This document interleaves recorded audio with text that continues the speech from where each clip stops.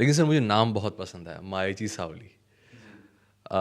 इतने बुज़ुर्ग जो अपनी सारी ज़िंदगी बिता देते हैं अपने बच्चों को खड़ा करने में, लेकिन एंड में उनके पास ही कोई नहीं होता है, तो ये सुनकर, ये देख कर बहुत दुख होता है। जी सर, ये बहुत ही इम्पोर्टेंट क्वेश्चन है मेरे नज़रिए से।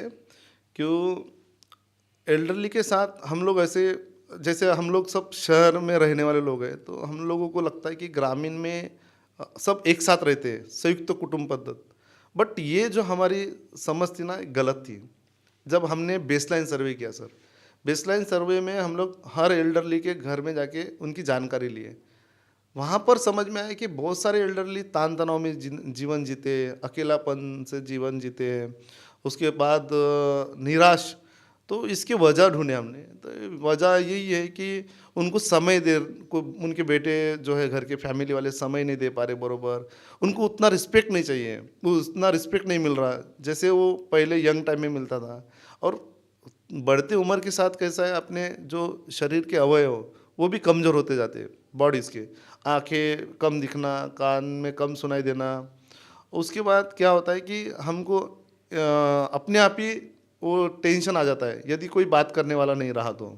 ये सब चीज़ें हो रही, तो हम लोग इनके लिए क्या कर सकते हैं?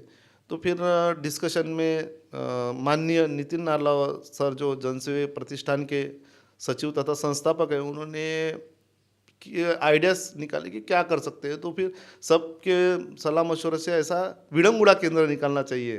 तो फिर विडंगुड़ा केंद्र का नाम क्या चाहिए, तो मायची सावली, माँ की सावली, मायाची सावली उपक्रम केंद्र करके हम लोग शुरू किए।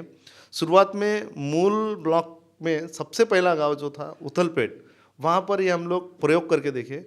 वहाँ पर वो प्रयोग में हम सक्सेस हुए। वहाँ के एल्डरली, दोपहर का समय था 12 का, तो 12 बजे वहाँ के पूरे गांव के एल्डरली आते हैं।